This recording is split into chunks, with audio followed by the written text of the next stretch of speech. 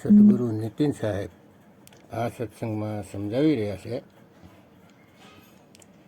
બાબા બુલ્લે શાહ નામના ફકીર થઈ ગયા તેમની વાણી છે.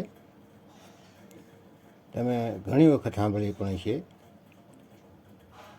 તો તે વાણીમાંથી સાર કાઢીશું કે સાર શું છે, કે સાર શબ્દ શું છે.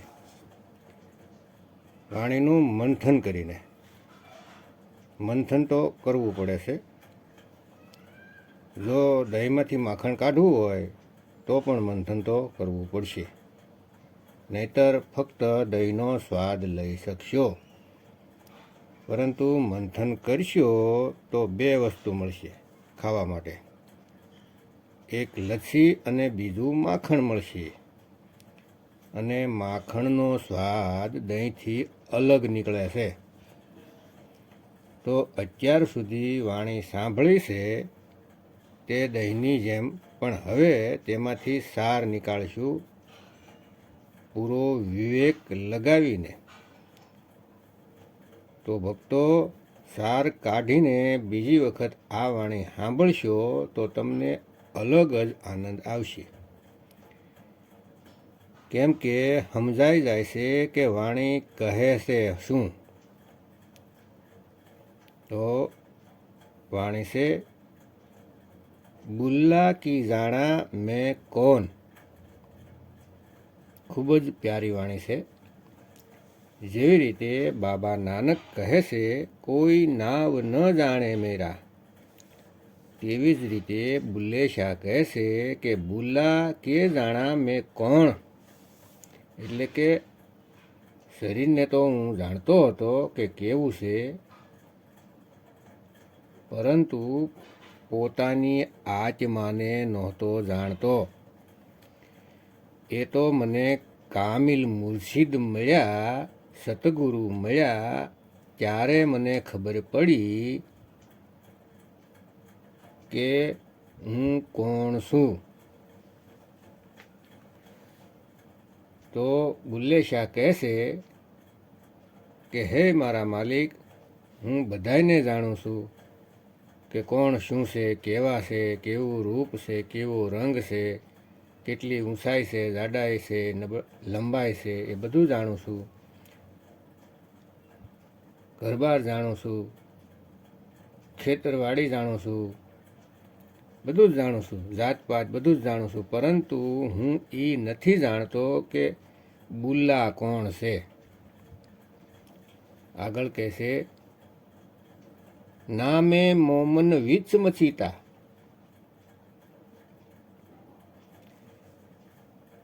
નામે કુકર દિયારીતા, નામે પાકા વિચ પલીતા, નામે મૂસાના ફરોન.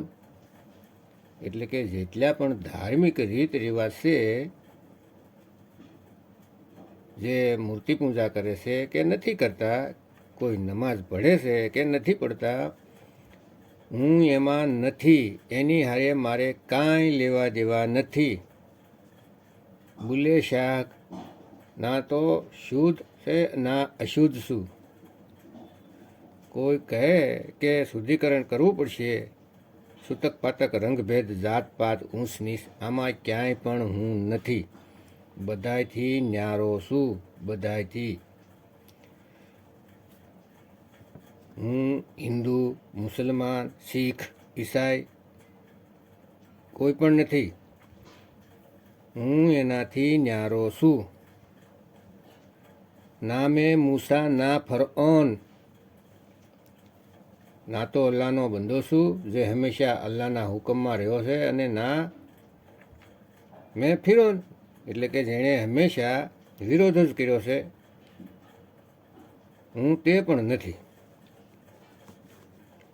આગળ કહેશે કે ના મેં અંદર વેદ કિતાબા, ના વિચ ભંગા ના શરાબા, ના વિચ રહેતા મસ્ત ખરાબા, ના વિચ જાંગણ ના વિચ સોણ.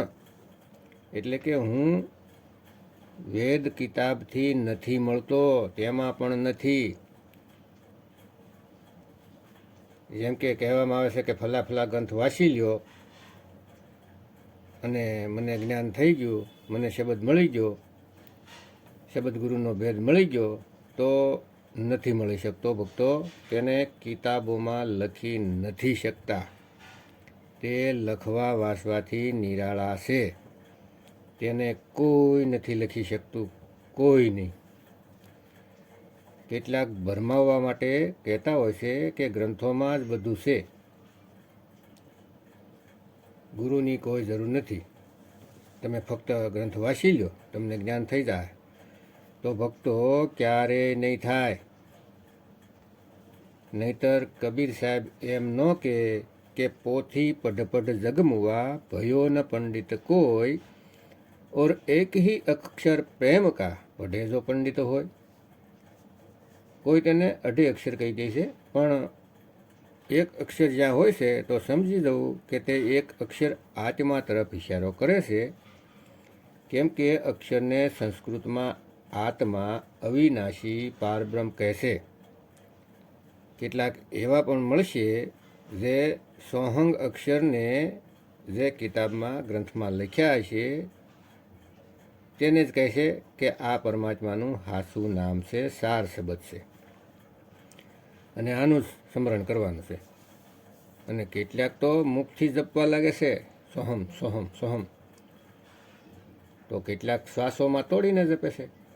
શ્વાસ લીધો તો સો અને છોડ્યો તો હંગ, આવી રીતે ઉપર નીચે શ્વાસમાં, અને પાછા કહેશે કે સાહેબ કહેશે વાણી દેખાડીને, જો જન હોંગે, તો અહીં સાહેબ કહે છે કે જો જન હોંગે જોહરી, રતન લેંગે બિલગાય, સોહંગ સોહંગ જપી મુવા, મિથ્યા જન્મ ગવાય.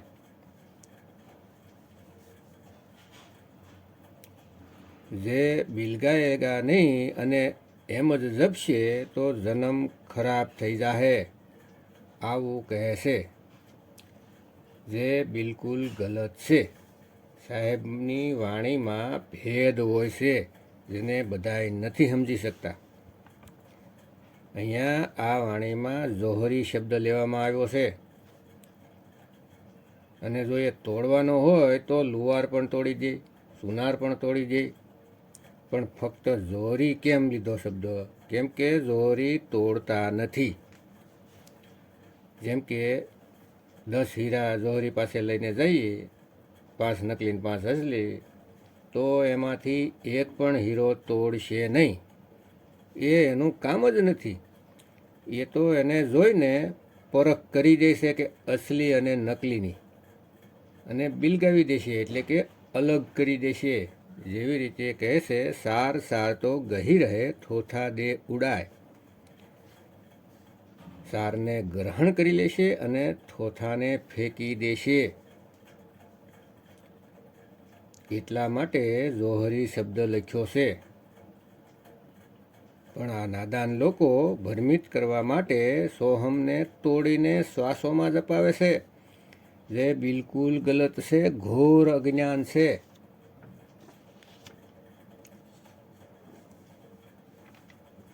સાહેબ કહે છે, ના મેં અંદર વેદ કિતાબા, બુલેશા કહે છે, ના વિચ ભંગા ના શરાબા, ના વિચ રેંદા મસ્ત ખરાબા, ના વિચ જાગણ, ના વિચ સોણ. કહે છે કે ના હું વેદ કિતાબ વાંચવાથી મળું છું, અને કોઈ ભાંગ સરસ અફીણનો નશો કરીને ભક્તિ કરું તો મને મળશે. એવા ઘણાય બાબા હોય છે કે અફીણ ખાય છે, ગાંજો ફૂકે છે અને વિચારે છે કે હું તો ભક્તિમાં લીન છું. આનાથી એવું થાય છે કે દિમાગમાં નશો સડી જાય છે અને ઇન્દ્રિયો શિથિલ થઈ જાય છે. મન દોડતું થોડી વાર માટે બંધ થઈ જાય છે, એટલે એને લાગે છે કે હું અધ્યાત્મમાં ડૂબી ગયો છું. આ બિલકુલ ગલત છે. એટલે બોલે છે, ના ભંગા ના શરાબા, કોઈ પણ ખરાબ વસ્તુમાં નહીં. જેનાથી મનને આનંદ આવે છે તેનાથી નહીં. ઘણા એવા પણ છે શરીર અને મનને થકવી નાખે છે. એટલા બધા નાશ કરે છે, એટલા બધા મસ્તીથી ઝૂમતા હોય છે કે શરીર થકવી નાખે ને પછી એક જગ્યાએ બેસી જાય છે અને પછી આવતી જતી શ્વાસોમાં ધ્યાન લગાવવાનું શરૂ કરી દે છે અને જડ એનર્જીને મહેસૂસ કરીને સમજી લે છે કે આત્મજ્ઞાન થઈ ગયું. તો બિલકુલ નહીં.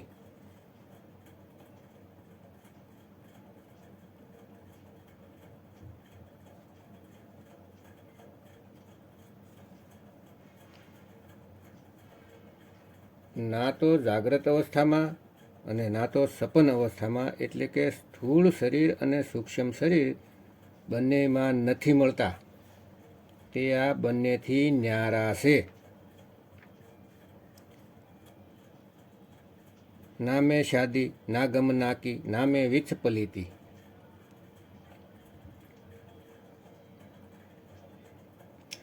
ના મેં આબી ના મેં ખાકી ના મેં આતિશ નામે પૌન. અહીંયા સ્પષ્ટ કહેશે કે હું નથી ખુશીમાં કે નથી ગમમાં, આનાથી હું ન્યારો છું. કહેશે કે ના તો શુદ્ધ હોય ત્યાં રહું છું કે ના તો ગંદકી હોય ત્યાં રહું છું, આ બંનેથી ન્યારો છું. ના તો હું પાણીથી પેદા થાઉં છું, ના તો હું આગથી બળી જાઉં છું. મને પેદા નથી કરી શકતા કે નથી કોઈ મારી શકતા. ના હું આગ છું કે ના પાણી છું. હું શ્વાસા એટલે કે વાયુ તત્વથી, અગ્નિથી, ધરતીથી કે પાણીથી અને નિરાકાર મન આકાશથી હું ન્યારો છું. બધાથી ન્યારો છું.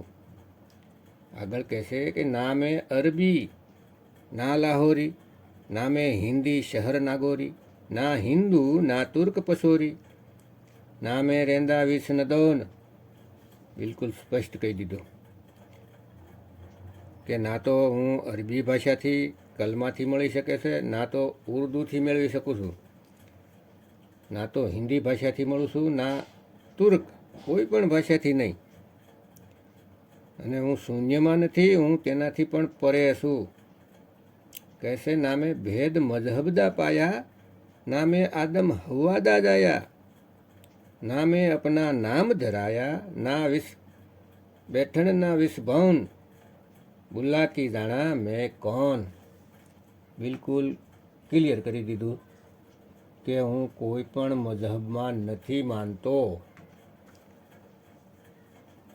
ચાહે હિન્દુ, મુસ્લિમ, શીખ, ઈસાઈ કોઈ પણ હોય, બધાને એ માલિક સુધી પહોંચવા માટે એક જ રસ્તો અપનાવવો પડે છે, નહીતર અહીંયા જ જન્મો જન્મ ભટકતા રહેશે.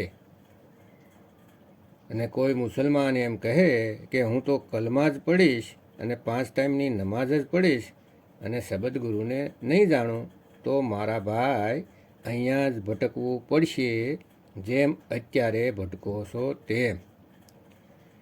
એવા વહેમમાં ન રહેતા કે મુસલમાન એક જ વાર પેદા થાય છે, પછી ક્યારેય જન્મ નથી લેવો પડતો. તો ભાઈ એ એવા લોકો માટે કહેલું છે જે મુસલમ ઈમાનને ધારણ કરી લે છે, જે બાંગે ઇલાહીને સાંભળી લેશે, તે ફરી આ દુનિયામાં નહીં આવે, ક્યારેય નહીં. પણ ટોપી પહેરી લીધી, કુર્તા પજામા પહેરી લીધા, થઈ ગયા મુસલમાન, દાઢી રાખી લીધી, મૂછ કપાવી નાખી, 5 ટાઈમ નમાઝ પઢી લઈશું, તો ફરીથી દુનિયામાં નહીં આવવું પડે, તો આ વહેમમાં ન રહેશો ભાઈ. એવું બિલકુલ નથી.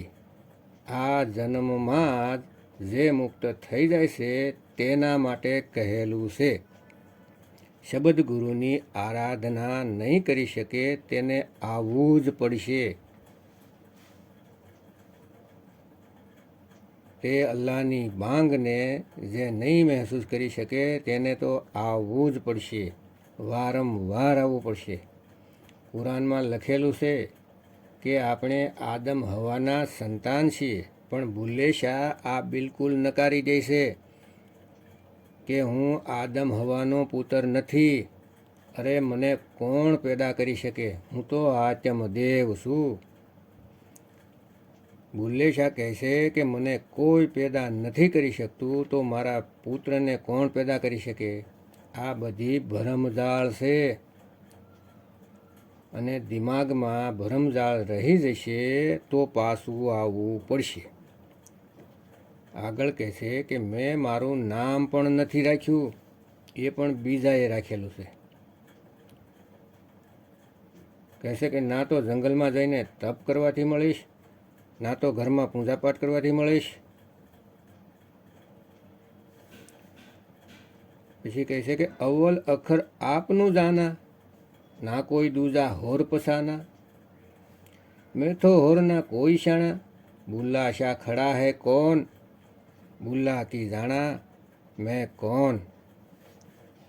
એ ખૂબ જ વધારે રહસ્ય છે. સમજવાની કોશિશ કરશો તો સમજી જશો એક પલમાં. જેમ કે પૂરા ગુરુ તે હોય છે જે બે અક્ષરનો ભેદ બતાવે, એક સોડાવે અને એક લખાવે. તો અહીં બે થયા, એક અવ્વલ અને એક નૂર ઉપાયા. એટલે જે બન્યું છે તે નાશ થઈ જશે.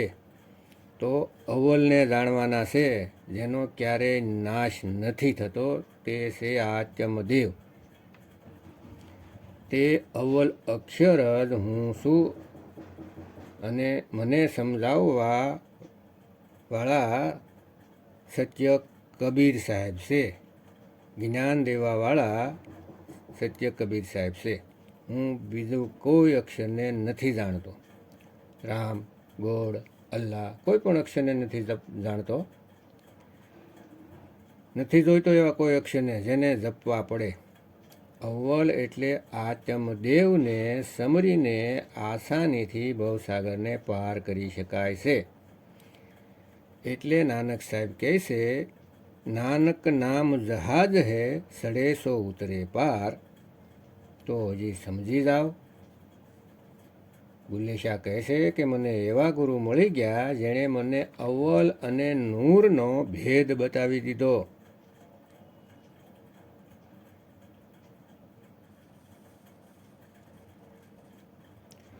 અવ્વલ અક્ષરનો લખાવ કરાવી દીધો અને બીજા અક્ષર છોડાવી દીધા. એક સુડાએ એક લખાવે, તબ પ્રાણી નિજ ઘર કો જાય, નહીતર ભવસાગરમાં ધક્કા ખાય. સમજી જાઓ ભક્તો. અરે મારાથી વિશેષ કાંઈ નથી. હું તો મન, શરીર, હવા પાણી સમજતો હતો, પરંતુ મારા ગુરુએ મને તનથી, મનથી, શ્વાસોથી અલગ કરી દીધો. અરે શ્વાસ પણ જડ છે, એ તો મારા લીધે ચાલે છે. એટલે કહેશે શ્વાસો કી શ્વાસ મેં. એટલે કે શ્વાસોની પણ શ્વાસ, જેના લીધે શ્વાસ ચાલે છે, તે આત્મદેવમાં હું રહું છું. આગળ કહેશે કે કોણ છે તે કે જે યુગો યુગોથી સ્થિર છે, જે હાલતા ચાલતા નથી, અચલ છે, અડોલ છે, અભેદ છે. કોણ છે તે? એને જાણી લો. તેને જાણી લેશો તો તમે તેનું જ રૂપ થઈ જશો. અને તમારી સુરતી જે ભાગી રહી છે તે અચલ થઈ જશે, અડોલ થઈ જશે, અભય થઈ જશે. તો તેને જાણી લો ભક્તો, તેને જાણી લો. કેમ કે આત્મા અડોલ છે અને સુરતી ચાલે છે, ભાગે છે, ફસાયેલી છે. એટલે કહેશે કે સુરત ફસી સંસાર મેં, તાસે પડ ગઈ દૂર, સુરત બાંધ સ્થિર કરો, આઠો પહોર હુજૂર. સ્થિર ત્યારે જ કરી શકાશો જ્યારે ભેદી ગુરુ શબ્દનો ભેદ આપી દેશે. એટલે તમે સહજ યોગથી મેળવશો, જીવતા જ તે અમૃત વાણીનો આનંદ લઈ શકશો. અને એટલું જ બોલશો કે વાહ ગુરુ, વાહ ગુરુ. તો ભક્તો, સત્યની સાથે જોડાવ, દેહગુરુની સાથે નહીં. આ દેહગુરુ જેવો પોતાને પરમાત્મા કહે છે તેનાથી સાવધાન રહો. તે પરમાત્મા ગુરુ કોઈ દેહ નથી. નથી નથી નથી. કોઈ ભ્રમિત કરે તો સાવધાન થઈ જાઓ. તો માલિકને અરદાસ કરું છું કે તમારો વિવેક ખૂબ જ જાગે અને સત્યને પ્રાપ્ત કરો અને જીવન સફળ કરો. માલિકની કૃપાથી મૂળ જ્ઞાન મળી રહ્યું છે તે જરૂર પ્રાપ્ત કરો.